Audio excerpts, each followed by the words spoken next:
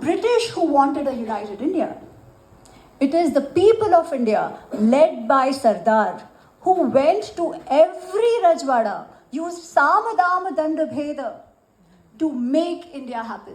So yes, India as a nation state was born in 1947 thanks to our leaders, not to the British. However, if I go and tell even somebody staying in the village, किसी गांव वाले को भी मैं जाकर कहूँगी, अरे आपको पता है भारत है ना अभी अभी बना है 50-70 साल पहले, what will you do? You like क्या बात कर रहे हो? सो बात करो जो.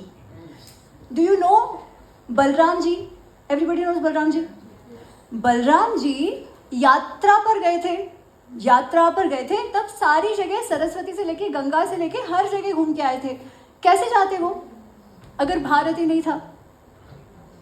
आप कह रहे हो भारत अभी बना, परंतु म्लेच्छ वो तो भारतीयों के लिए नहीं कहा जाता था. There was a clarity on who is an insider and who is an outsider. शादियां हो रही थी, अरे द्वारका से विदर्भ गए कृष्णा, क्यों गए? रुक्मिणी जी से विवाह कर रहे. So did anybody say नहीं he is a foreigner, don't marry? No. When the Ashwamedh or the Rajasuya Yagna happened, they were very clear that we will be Chakravartin of what? Of Bharatvarsha. Arey wo to chodo. When the Britishers went east, where were they going? So what were they making if the company was East India? तो कहाँ जा रहे थे अगर उन्होंने भारत बनाया तो? So India, the nation state is new, but the civilization is not, as we all know. But what is a civilization? What does it mean? और आजकल तो civilization is in vogue now. A lot of you would have known कि our darling neighbor, our favorite neighbor, its history started from the 8th century. जब Muhammad bin Qasim attacked Sindh, they considered themselves उनकी औलादे. आजकल क्या हो रहा है? साड़ी हमारी है, संस्कृत हमारा है, कथक हमारा है, मोहनजोदारो साड़ी हमारी है, सब कुछ हमारा है. We are civilisational. भाई साहब क्या बात है, कैसे हो गया? So civilizations don't die, even civilization memories don't die. They survive, even if somebody rejects it. It will be there in the way you behave, it will be there in the way you act, it will be there in the way you make decisions and solve problems. And I noticed it, I sort of observed it. क्या होता है ना, when you're in India, you don't, all these things are just everyday things. You don't observe, everybody around you is that. But when I moved abroad, when I started living abroad, तब जाके I realized that some of these stereotypes that we have are so real. Because my job was working with various countries in Asia Pacific. And it was about change management, getting projects done. And I know that in Japan, when they are convinced about something, you don't have to look at that again because they'll do it to perfection. But to get them to change, oh my God. Some of you might have worked with them. So difficult. But once they're convinced, then it's done. But that process is very difficult. Germans, as long as everything is going on according to the process, everything is going fine, no problem, perfect. थोड़ा गड़बड़ हो जाए, कुछ ऐसा हो जाए which was unexpected, and it'll be like, oh my God, what do I do now? I'm stuck. Again, I'm not saying everybody's like that, but that is the usual response. Indians have a specific way, Chinese had a specific way. So when all this was going on, I'm like, okay, maybe if I'm a Hindu, or I was not overtly aware of why I'm a Hindu, but clearly my responses are driven by my upbringing.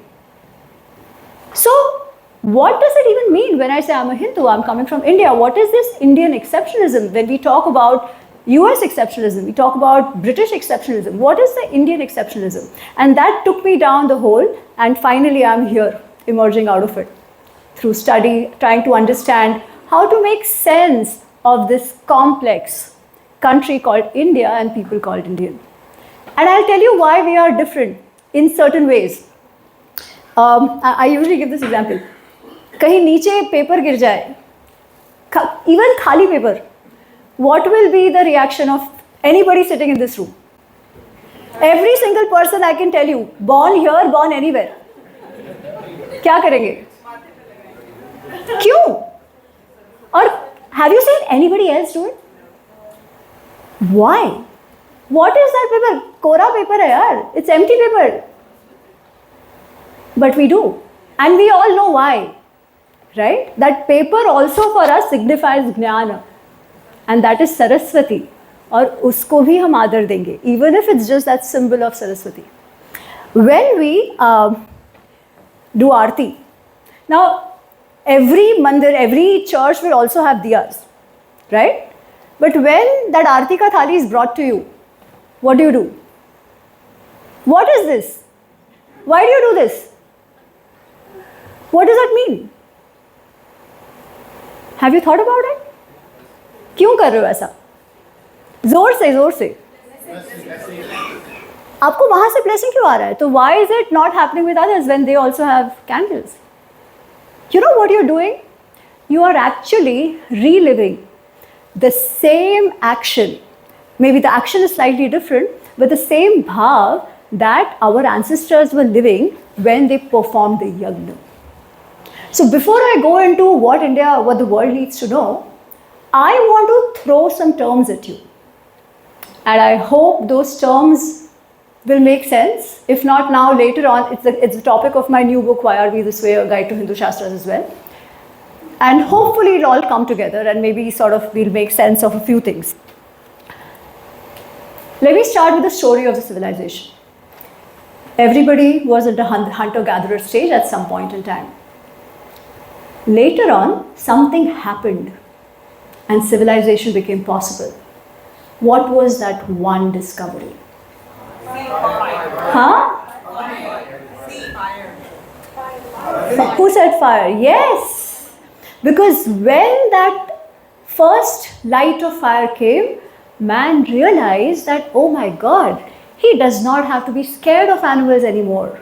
He does not only have to eat kacha khana. He can protect himself. He can clear the land. He can melt metals and create something else out of it. He can cook food. He can actually settle down. It started with that Agni.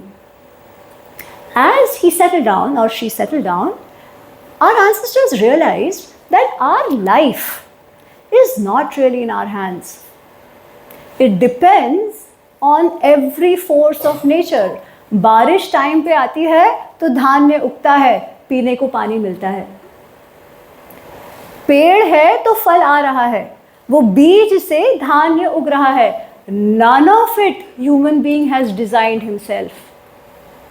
So they realized that they owe their existence to all these forces of nature. And these forces of nature became the Devatas. So if you see the Vedas, it's all these forces of nature which our ancestors worshipped. Agni, Vayu, Surya, Chandra, Varun, everything, the rains, Indra signifies that, right? So they were the Devatas for them, but they also observed one more thing. They saw that in this nature, there was a very interesting phenomenon going on. पानी है, पानी vaporize होता है. सूर्य से, तो the sun ensures that evaporation happens. Evaporation causes rains. Because there are rains, there is dhanya, there are fruits, there is food. That food is eaten by, say, bakri or animals. The bakri is in turn eaten by the tiger or the lion. The bees suck the nectar, the honey, and they also do pollination, so there is more growth. You see, every single entity had a role to play to make this cycle work. Every single one of them. They might not be doing it consciously, but everybody had a role to play. You take, you give.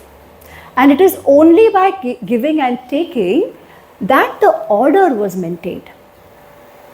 That order, that cosmic order of life, they called Rita. Rita means flow. Rita means the cosmic order. So if humans are a part of that cosmic order, we also have to play that role. We are not the masters of the universe. We are one of those beings. part of that whole cycle, and our role also has to be to taking to hum kar hi rahe hain, but also give. How do you do that? The ritualization of that giving and taking became the yagna. Yagna में क्या करते हैं? You have the Agni, you offer something, you call the devatas, you offer something to the devatas, you request their blessings. So the Agni has become now the medium that connects us with the nature devatas. And it's very interesting. Can we control rains? Can we control the sun? Can we control Vayu? But there is one which we can, which is, so Agni makes the civilization possible, but Agni is also something that we can invoke when we want to. So this Agni became the Purohita, the channel which took our prayers to the Devatas and got their blessings back. So when you do that, that's exactly what you are performing again. What our ancestors did हजारों वर्षों पहले. You see the continuity. Bharat happened in 1947, we say. So the yagna was a ritual.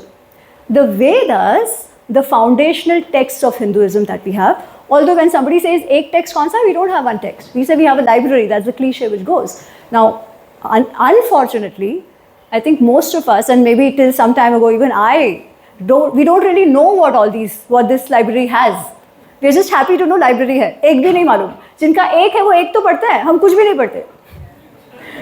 So yeah, I mean it's nothing that we should be proud of. But khair, I was also in that boat, so I know. But anyways, but of that entire pantheon, the foundational texts are the Vedas, and the core contents of the Vedas are twofold. One is this performance of the ritual of yagna, which is meant to supplicate the devatas, call them, seek their blessings, get what you want. And then once you are settled materially, you have lots of other questions. How does this all come into being? Is there really a God? What is the connection between me and this God? How does the God look? What is the purpose of this life? What really is reality? Is there any reality? All these existential questions, because जब पेट भरा हुआ हो ना, तभी you will think of all this. पेट भरा हुआ नहीं हो, कुछ नहीं होएगा. फिर मैंने खाना मिल जाए, enough, right? भूखिया पेटे भजन न थाए. We always say Gujarati में. So you needed to have a prosperous civilization. India was blessed with the right weather, with the right soil, and the civilization flourished here. Yagnas flourished here. Yagna, which became the ritualization of the Rita. You give and you take. Over time, Yagna became a metaphor of any work you do. Basically what Krishna says in the Bhagavad Gita, right? Raise your work itself to the level of Yagna. Give your best, because when you're giving something to the Devatas, you give your best and then accept whatever comes. That is the whole concept of yagna that eventually became the tapasya that we do, the hard work that we put in. That was all called yagna. Why? Because it was meant to do something larger than yourself. Cosmic order is one of it. So we saw one Rita, we saw other yagna. Another very important concept that we have coming straight from the Vedas. All the terms I am using are in the Vedas. Rina. Rinam vajayate. What is Rina? Debt. So today we have lots of people who have mental issues, depression. One of the reasons often told is, what is the purpose of this life? Everybody is looking for some of that, that purpose, and it seems to be running away. Our ancestors said, Bhaiya kidhar nahi jana hai, idhar hi rehna hai. Our life itself is Rina. They spoke of, in the Vedas, the four Rinas. The Taittiriya Samhita talks about it. Eventually, Pauranic time tak 5 ho gaya. But we are told that you're born with a debt. What purpose? Your purpose is to fulfill that debt. What are those 5 debts? First is Devarina. The whole existence is because of the Devatas.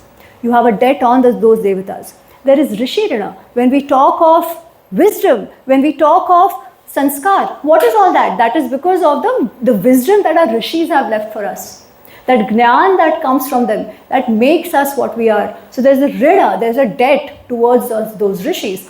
Pitru Rina, when I say Ami, Ganatra, what is that Ganatra? When Sir says Doran Singh, what is he talking about? He's talking about hundreds and thousands of people who came before him, who have made him what he is and who have made me what I am and made all of you what you are. These are our ancestors. And who are the Pratyaksha Pitru? The parents. We didn't choose our parents. Despite that, they also did not have like, chalo, Tesco mein jaake choose kiya kaun sa bacha chahiye. Jo mila, whatever came, they gave their best to it. Right? The Pratyaksha Pitru are the Mata Pita that we have. We have a rin towards them. Also, we don't live in existence. हमारे कपड़े कहाँ से आते हैं? We don't know who's the weaver weaving our clothes. We don't know who's growing those vegetables. We don't know who's growing those dhanadanya. We don't know who built these buildings. But people are doing what they are doing so that we can be what we are. We can live the way we live. We have a rida on this samaj, on the people, on the manushyas around us. And lastly, we have rida on that every cow, every buffalo, every bee that has done pollination and given us the food that we have. All the animals in nature, living and non-living. That is what they called bhuta rida. So the purpose in life is to live in such a way that you fulfill every rida. Live with that kritagnyata, the gratitude. But how do you pay these rinas? So that we are told pancha rin hai, pancha mahayagna hai. The mahayagna, deva rin ka deva mahayagna. The puja that you do, that also has evolved over time. The yagnas gave way to what Krishna says, patram pushpam phalam toyam, simple. But have that, the idea is of gratitude. Do you have that? That is the deva rina, ya deva mahayagna. You have the rishi rina that you fulfill through rishi mahayagna. What is that? Basically saying what has come to you, learn it and ensure it sustains, ensure it passes on to the next generation. Why? Because we believe it has brought us till here and it will sustain the next generation. So that also, we are the inheritors of this wisdom. It will be very sad if our children don't know about it. So that's the rishi rina we have. In Taittiriya Upanishad, there's this thing called Swadhyaya ma pravaditavyam. Never give up studying and never give up teaching. That is what every generation has to do. Pitru Rina, one is of course the Shraddh, the ritual that is done, but also taking care of your parents, taking care of your family, your extended family, your next generation, and ensuring the lineage continues. So see, again it's continuation of the lineage. Get married, have children, ensure that the lineage is not broken. Again, Taittiriya Upanishad says, Prajatantum ma vivatseshi. Do not break the lineage. Don't take it so seriously. ऐसा नहीं है कि I'm not saying, Baba, go, everybody get married. No. Everybody, you take your call. We also believe in karma siddhanta. जैसा, whatever you do, you bhogo, good or bad. Okay. I'm just here to explain the terms. नहीं तो वापस कल वो video आ जाएगा. Ami Ganatra, the regressive one, she's saying everybody get married. And that too why she's not married. So yeah, please take it in the right sense. Anyways. Then we have the Manushya Rin. How do you fulfill the Manushya Rin? You can't go and thank every person, every weaver, every farmer, anything. So we had a concept of Atithi. Atithi matlab kya? Tithi. Tithi matlab date.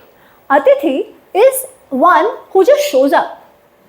Without a date, anytime, anyone who comes to you, anyone you know is in need, can you help them? Can you support them in the way they want? That is Manushya Rin. In contemporary terms, it basically means do something for the community as well. Apne liye jiyo, no problem, but do something for the community as well. Lastly, Bhuta Rina, preserve the nature, take care of everything around you. Initially, I mean, even a generation ago, I'm sure this happened in every house. First roti would be for Guy, cities mein kawa, right? every summer you'll have pani kept for birds. वो चना डालते हैं. What was that? We were not thinking about it. But it is, we had seen our forefathers do it, we'd seen our dads do it, mothers do it, and we continue to do. But what was that? It was our way of doing something for the nature, the prakriti, in different ways, right? So that itself was the purpose of life. But how do you do all this? ये करने के लिए तो कुछ चाहिए ना? So we were told, how do you make it real? Through the purusharthas, the pursuits of life, the 4 axes on which we are supposed to work. Dharma, Artha, Kama, Moksha. Moksha we'll keep aside for some time. Artha, Kama. वैसे Kama is considered a Shadaripu. What does Kama mean? Huh? Passion, desire, lust, attraction, all that is basically in Kama. So in one way, we say be careful of your desires. Trishnana jirna, vayameva jirna. Else, we will end, but the desire itself will never end. Ye chahiye, ye chahiye, ye chahiye, ye chahiye. Goes on, right, for all of us. But without desire, will anything good ever come out? The first step for creating, for doing anything, for progress is desire. The desire of a man who said every single household will get electricity after 70 years of independence. The desire of a man who said no woman will cook on the firewood and spoil her health. The first step is the desire. So desire is important, and desire and attraction is also important because नहीं तो बच्चे कैसे होंगे? That is also important. But ati mat karo. So Krishna says, Dharma aviruddha kamo asmi aham. I am the desire, but what kind of desire? That which is aligned with Dharma. I'll come to Dharma in a bit. Then we have Artha. Artha is money, resources. We are a civilization which is absolutely comfortable worshipping Lakshmi. And the other side, we also say, Isha vasamidam sarvam. Yat kinchit jagatyam jagat. Tena tyaktena bhunjitha. Earn, no doubt. पैसा ही नहीं है तो छोड़ोगे क्या?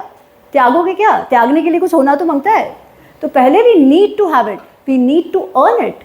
And earning is not at all bad. You all know about Sri Rudram. So now we do Rudrabhishek. I'm sure many of you also chant it. Rudrabhishek has Namakam and Chamakam. And I'm sure you know it. What is Namakam? It's the where you pray to God. It's a stuti. So it's Shiva, various names of Shiva. Namaha, Namaha, Namaha, Namaha. Yeah? Then you have Chamakam. So we all do that. We chant that. We don't know what it is. Chame, chame, chame, chame, chame. Hence Chamakam. Chame means to me, to me, to me, to me. But what to me? The Rishi has asked for every single material pleasure. 150 plus. 150 plus items. He's asked for everything that you can conceive or think of in terms of material pleasure. But he also says, give me shanti, give me contentment, sukha, give me adhipatya, lordship over everything. Everything has been asked. And in our society, we very nicely lived with this aspect of earning as much as we can and then also giving up when we had to. That was the idea. The spirituality and the material pleasures went together and we were completely okay with it. So that was Artha. But both Artha and Dharma have to be balanced by what is called Dharma. What is the end goal of all this? What is the end goal of money? What is the end goal of desire? What is the end goal of doing all these things that you're doing? And that is the word which is called Dharma, which is used for everything, right? What is the end goal of a civilization? If for Indian civilization there is an end goal, I would say it's Dharma. But what is Dharma? I'm sure some of you already know now. Dharma, the definition which Krishna gives, because the Dharma, the root word is Dhr, which is the same root word for Dharati. That which upholds and sustains. As Dharti nahi hai to hum koi hai hi nahi. All this would be a, as who's that guy? Chandler ka friend. It would be a moo point. I don't know if some of you have seen Friends. I really like to binge watch on it sometimes.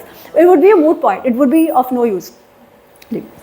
Okay, I have very little time, but I had a lot more to cover. So can I take 5-7 minutes? You can ask that time you have to go for the question answer. But they will not know what to ask till I set it up.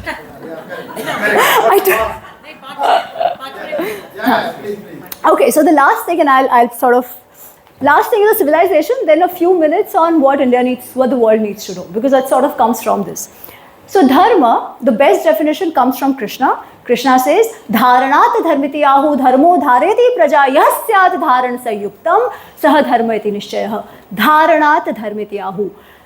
Because it upholds and sustains, it is called dharma. But what does it uphold and sustain? Praja, which is a society. Only that which upholds and sustains is dharma. He repeats it. Only that which upholds and sustains is dharma. When I ask you, okay, tell me actions which are dharmic, what will you say? Ahimsa, paramo dharma, we've all heard that. Satya, speak the truth. Give donation, take care of everything, all this is dharma. But if there is a terrorist and the terrorist is going around killing people and our armed forces kill that terrorist, is it adharmic? Why not? But it is still ahimsa. I mean, it's not ahimsa, it's hinsa. Huh? But it's still ahimsa, no? I mean, it's still hinsa, and hinsa is adharma. No, that's not the total slow. वो बाद में डाला गया है. It is ahimsa paramo dharma only. तथैव hinsa, whatever, something. Hinsa तथैव च वो भाग नहीं है. Not in the original shloka. It is only ahimsa paramo dharma. The question is, if the terrorist was not killed, would it be hinsa on the samaj or ahimsa? So, hinsa ahimsa kiske liye? If you are trying to be ahimsa on the terrorist who is already adharmic, you are committing adharma and hinsa on the samaj. That clarity has to come. So yes, ahimsa paramo dharma, but not killing the terrorist would be hinsa on the samaj. This clarity has to come. And I am glad that eventually I am seeing that even our people, our powers, are sort of understanding this. So now with all this, what does the world need to know about us? And that actually is very evident in what we see today. COVID. We are not the most prosperous civilization. US had the vaccines. Did it give anybody? Even in that situation, they wanted to exploit and make money. What did we do? Vaccine Maitri. Why? Because we knew that Manushya Rid hai और मनुष्य में सब लोग है. This is our way of giving back. We live by the motto of Sarvajana Hitaya, Sarvajana Sukhaya. It's a part of our DNA. We couldn't have done it any other way. It is only after the 2014 that the African nations have really got a say, or even they've been called for some of these G20 and stuff. Did they not exist before? Exploit करने के लिए तो सब लोग गए थे ना उधर. It is not as if they didn't know of its existence. Why didn't anybody care? What is that bhav? It is the bhav of the Manushya Rin that we have on our head. When we have some of the great powers who deny climate change also, who deny there is any need to do anything for the nature. India, although we are not the most prosperous, we committed to the climate commitments, right? And we've actually lived up to it. Why? Because dharma is sustainability. Sustainability is not new. We live by sustainability. It is not to say that we don't have problems. It's not to say we've become perfect. Absolutely not. We have hajar problems. Because the ideals are so high, getting there is going to take time. We have hajar problems, but the heart is in the right place. AI की बात होती है. Everybody wants to use AI. But AI has also become power. As we saw what happened to that, अभी कौन सा था? US shut it down एकदम से. banned the export of it, that AI model that came. Claude, exactly, right now. Because everything is power. When Modi spoke about AI, he said, how do you solve the last mile problems? How do you use it to improve the life of everyone? Where is it coming from? Again, the Manushyaran Bhutaran that we are talking about. We are the pharmacy of the world. We are taking leaps of strides in technology. But simultaneously, we are also looking at the Indic wisdom. We are looking at Ayurveda, we are looking at yoga. Now, all this has always been around. Finally, we are claiming it as the originators of it, going deeper into it. A lot of work which is already happening in the West, I actually admire it.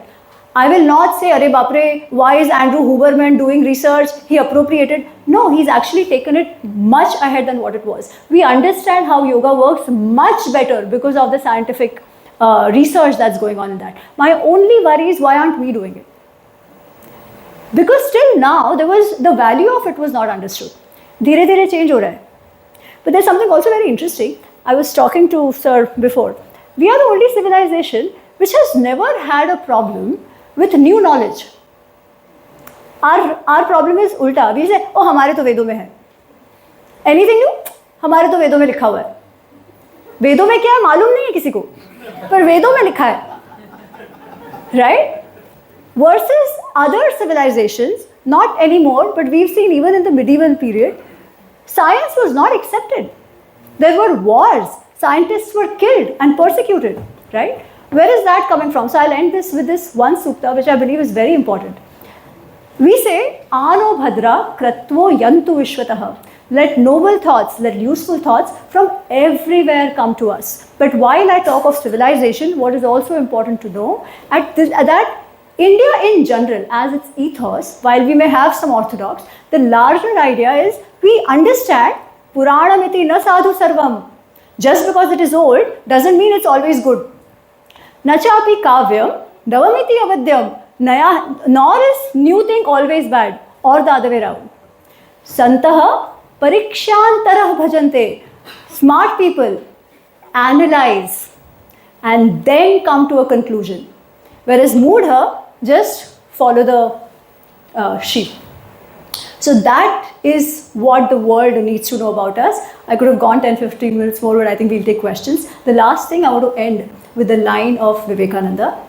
He said there is a time of every nation when every nation has a destiny to fulfill, a message to deliver, and a mission to accomplish. I think finally India is waking up to its mission and to its goal.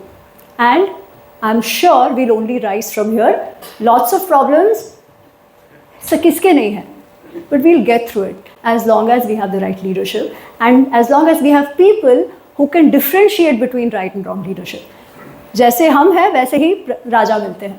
So thank you so much once again. Happy to take all your questions.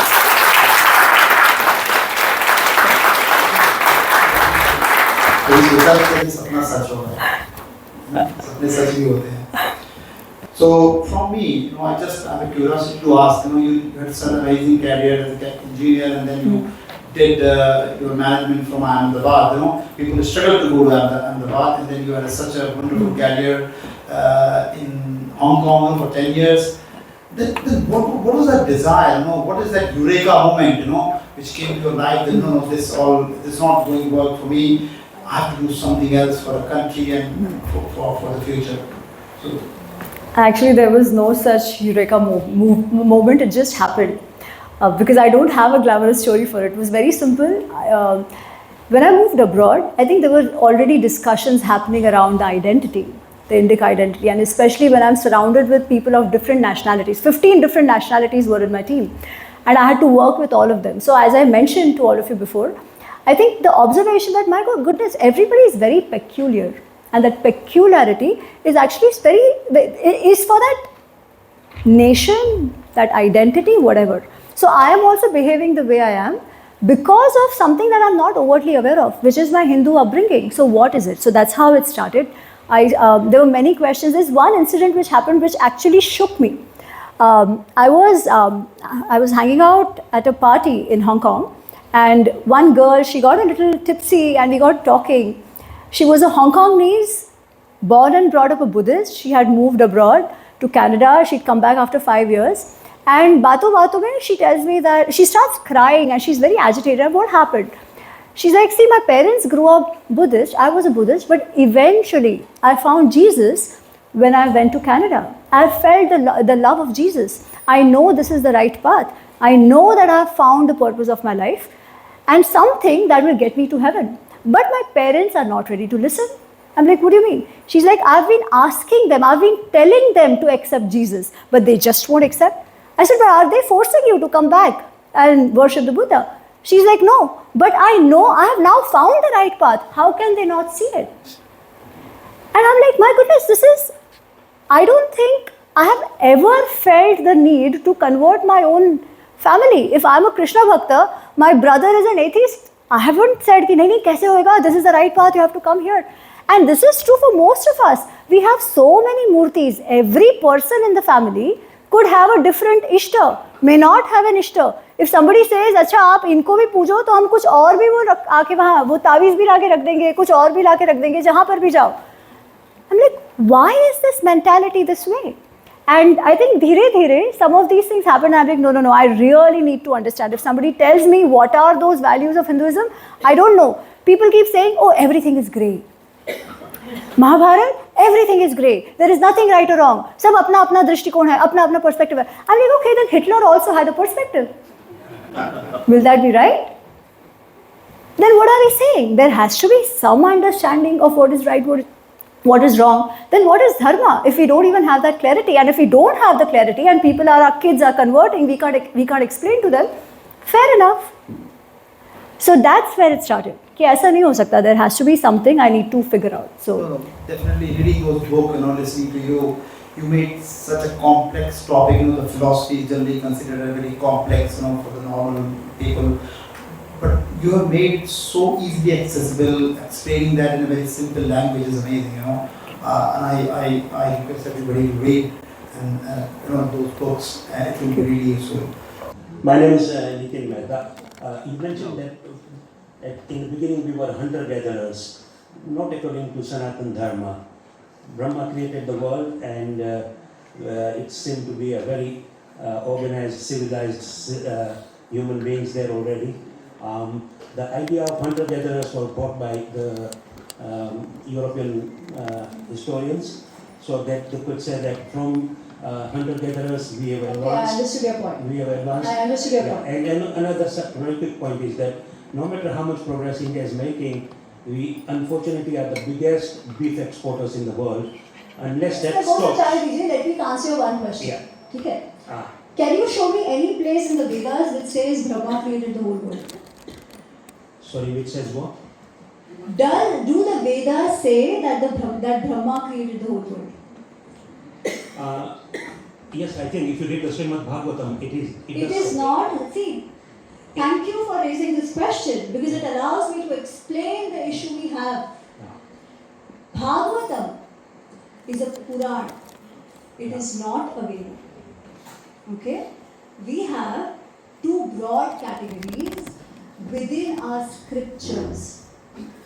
Those are Shruti, I already explained the Veda Upanishad, and the Smritis, which have Darshan, Itihas, Dharma Shastra, Puran, Agam, and everything. Now, so this part about Brahma creating is one aspect of it. The other side says Kashyap and Aditi. Kashyap had multiple Ranis, and through every Rani there is a species created. You think it's possible? By the way, every Puran has a different version of it. You see the issue with that? Let me push it even more. The Vishnu Puran says, Vishnu is Sarvashresh, everything else comes from him. What does the Shiva Puran say? Shiva is Sarvashresh. What does the Devi Bhagavad Puran say? So if you take it historically, Nitin ji, who made the world? Vishnu ने बनाया, शिव जी ने बनाया, ब्रह्मा जी ने बनाया, देवी भागवत जी ने देवी ने बनाया, किसने बनाया? Well, if you go understand it properly, it's all very clear in the Bhagavad Gita. Krishna says who created the world. It's all there. Very quickly, No, also. Bhagavad Gita is not talking about creating the world. Very quickly, But can the you- point is, let's not argue. The point is, you don't take Puranas literally. All right, we leave that. Can you tell us about beef exports? Why is India exporting so much beef, which is against our dharma? No, Nitin ji ये topic आज विषय नहीं है हमारा विषय है Indian civilization और the world needs to understand so we can discuss this later no we'll cover this But let me finish this. Every text has a purpose. And they have to be understood in that context. Nahi to, we will keep coming back to these arguments. Okay? And never understand anything.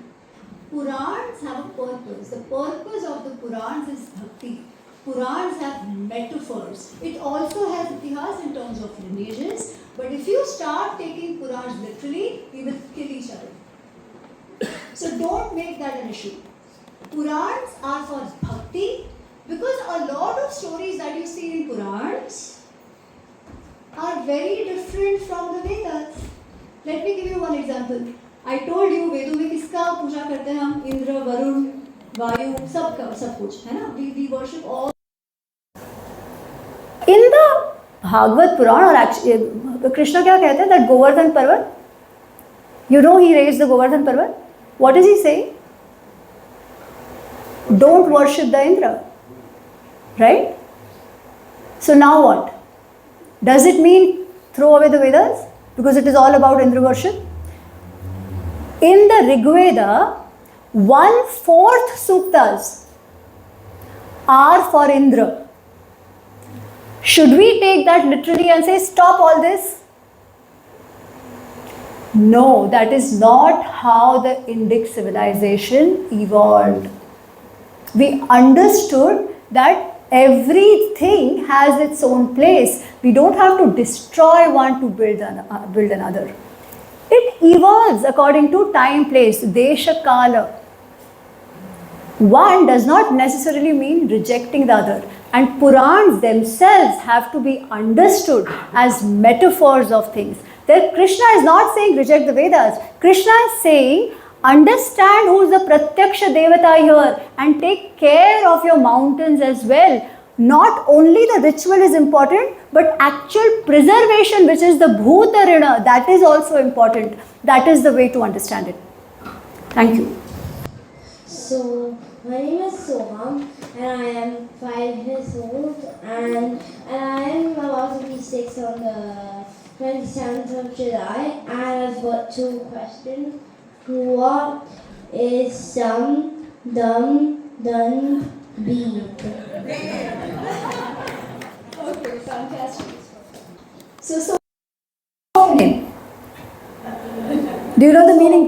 So, the meaning of my name is the first sound of breath. First sound of breath, but it's even more powerful. It says Saha Aham. I am that. What is that? I am that Brahman. I am that divinity. That is what your name is. So it's a very beautiful name. Samadama Dandabheda. Samadama Dandabheda comes from Arthashastra and Rajaniti. How do you get work done? Especially, I don't know how to simplify it. Okay, let me explain it. Say, Soham, your mother wants you to study. First, what will she say? Soham, if you study, you should study well. It is good for you, right? It's good for you. You will learn a lot. You will grow up to be a good person. But then when you don't listen, what will she say? She'll say, Soham, if you study well, I'll allow you to watch the TV for a few hours. Right? So the first is Sama. She's explaining it to you. She's making you understand properly. Then she's giving you Dama. She's bribing you. That if you do this, you get that.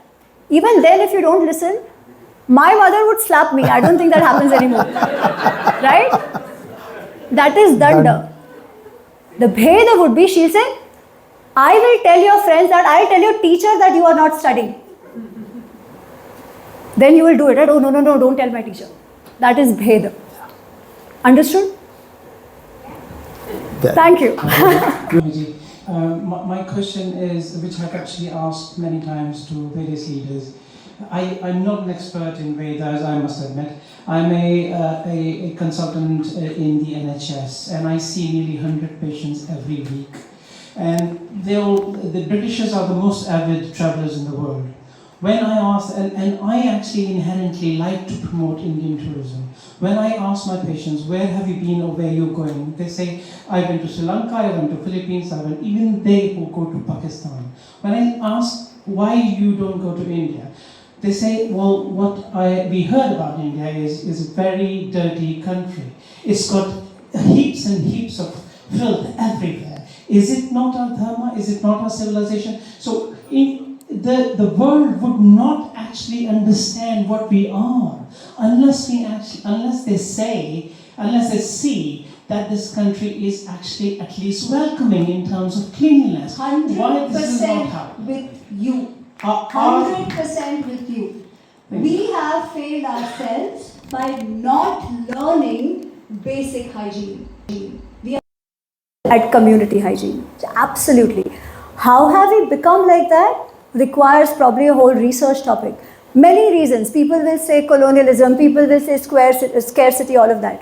But swachhata is definitely a dharma. Shaucha is spoken about again and again and again. Shaucha, we say in the speech, vaka, in the vani, in the mind, and the body. But the body is not just this body that we keep doing, go to take bath 5 times and then throw out kachra. That's not how it was. Exactly. So, and hence it was so important that in 2014 itself, from the Red Fort, Modi spoke about Swachhata. Swachhata is one. You also have a systemic issue. If you don't have dustbins everywhere, there's a responsibility of the municipalities which have to do that. Have we achieved it? We are far away from it. But at least somebody spoke about it, that it is so important. We can say all good things, but not actually live it. And this is not even Modi's job or Sarkar's job. Cleanliness is every individual's responsibility. बाहर जाते हैं तो रहते हैं ना, अपने यहाँ क्यों नहीं रहते? That is our dharma. It is, and we are failing that dharma. I'm with you. You call it Patram Pushpam Phalam Toyam. The idea that what's offered matters less than the sense of attitude behind it. But intentions are invisible and easy to rationalize, whereas actions are what actually land on the people. So I have got 2 questions actually to it, 2 parts of the question. So like individually when I'm making a decision, weighing my intent muddies things, whereas weighing the action is cleaner. So how do you reconcile the emphasis on how with Karma Yoga's focus? Is intention the standard we hold ourselves to and action the standard we hold others to? And second part leading to the evening's discussion is like, when the world is watching India and judges India by action or intention, so is bhav something we can actually offer outward? Or again, is it only meaningful inward? Which I've narrated a lot of times from the Mahabharata. This is a story actually which Krishna tells Arjun. So there's a rishi, there's a pandit called Kaushik who's taken a pratigya, will always speak the truth. And he has always spoken the truth. So the action outward is always spoken the truth. One day, he's old enough, he's sitting outside his kutia, and he sees that there are some villagers who are scared and running away. Clearly they were running away from something. So he sees that they've gone and hidden somewhere in the jhadis. Then he sees after some time, a gang of dacoits. They come running. So it's now clear to him that these dacoits were chasing the villagers. As luck would have had it, those dacoits come to him and ask him, Pandit ji, गाँव वालों को देखा? क्या करें? Outward action, yes, speak the truth. Because truth lands. But is it dharma? What should he have done? What should he have done? That is also lying, no? That is also lying. Then? Absolutely. Because yada bhuta hitam tat satyam. Only that which leads to welfare is truth. which means if you want your son or child, your daughter, whatever, to be disciplined, you may have to punish them sometimes. You may have to show them consequences sometimes, right? Will you say that the mother is very cruel, dekho kya kiya? Because the action is probably cruel. So, but is it only the bhav? No, you need to know how to translate the bhava into action. But action without the bhava, you might sit and do 4 ghanta of puja part and come out to do same saas bahu kach kach. Means nothing. Means absolutely nothing. If your ritual, if your spirituality, if your breathe deep and all that is not making you a good person, if is not making you compassionate, is not making you disciplined, every action is vishuddha, waste of time. My name is Megha, and I wanted to ask you a sort of technical question. When it comes to studying Vedas, I kind of are inspired by you, and I've been following your podcasts and books for a while now, and literally like almost all the podcasts. So I was also inspired to kind of scan and to read a bit of Vedas. So I realized that once you get into one thing, it opens up like 100 other things. So when you're reading about one Veda, you come to know there's one sutta, there's another sutta, there's 100 other suttas. Like there's a sutta connected with Sam Veda, the Naradiya sutta, which talks about how you can pronounce the mantras. Sorry? So similarly, so when you get into that research, how and when do you stop? Because it's like an amazing black hole. Black hole not in a negative sense, but black hole in like where do you stop? And how do you kind of finish or sort of conclude your research? And what's your process? Thank you. So great question. I think I went through it when I started first blog, because I was so confused. I'm like, what all is going on here? I mean, Nitinji asked a question and I gave this answer as if I'm a know-it-all. No, I got to know this because of the research. But how did it happen? Because I was so lost. I'm like, ye Puran bhi hai, ye Ved bhi hai, ye Upanishad hai, what is all this? Right? Then somebody just throws in Manusmriti, but there is also Bhagavad Gita, then there is also yoga, but Advait bhi hai, to ye hai kya? Right? So I sat down for a few days and I was like, I need to understand. And I mapped out everything, doing research, ki bhai hai kya? Overall mujhe samajhna hai. My first blog, when I started blogging in 2013-14, was 101 on Hindu Shastras. Not in depth, just an overview for me to get a feel. In fact, my latest book, Why Are We This Way? A Guide to Hindu Shastras, is actually a culmination of that blog into the book. And the purpose of that book is to answer your question. To give at least a feel of what all this is, what are those texts meant for, how to approach them. Once you have an overview, you can pick and choose where you want to go deeper. For me, it was very clear that because my background is also consulting, I love to understand human behaviors. Itihas made so much more sense. Also, the language is easier. The Sanskrit is relatively easier. The Vedic Sanskrit is very kathin.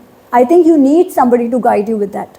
So, yeah, so I would say get an overview and then see what calls you. For some people, the Purana it's their calling. They love it. They'll get deeper into it. For some, it is the Itihas. For some, it's yoga. For some, it's the Vedantic darshan. For some, it's Mimamsa. For some, it's Vedanta is actually the Upanishads. So you will find out. It's a bit of a trial and error. Just try and see what calls you. Thank you.